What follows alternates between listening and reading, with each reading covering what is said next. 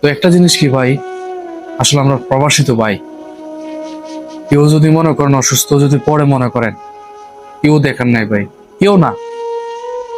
আপনার যতই কাছের মানুষ হোক না কেন ভাই, কারণ এখানে প্রবাসী প্রতিটা মানুষই মনে করেন কাজে ব্যস্ত, সবাই সবার কাজ নিয়ে ব্যস্ত ভাই। এই যে মনে করেন আজকে 2টা দিন ধরে মনে করেন অসুস্থ, কেউ যে একটু খোঁজ কইরা যে দেখবো, কেউ নাই ভাই। কেউ যে একটু বলবো যে আচ্ছা ঠিক আছে ভাই, আপনার ওষুধ এনে দেয় ভাই, ভাই বলবো বা কেমনে ভাই, সবাই তো ভাই কর্মস্থলে ব্যস্ত ভাই। এই প্রবাসীটা ভাই বিশ্বাস করেন ভাই, কেউ কারো যে দেখবো ভাই, ওই সময়টুকু না ভাই।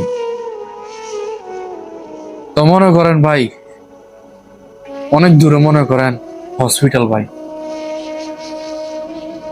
তো পাশে মনে করেন একটা ফেনাডল নিছি 1 রিয়াল দিয়া।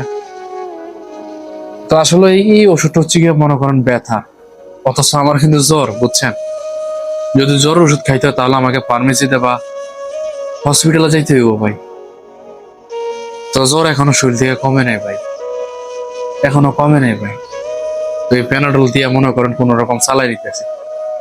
তো আমার মতন এমন মনে করেন হাজারো প্রবাসী আছে, এমনই ভাই। এটাই ভাই প্রবাসীদের জীবন ভাই, আর কিছু না ভাই।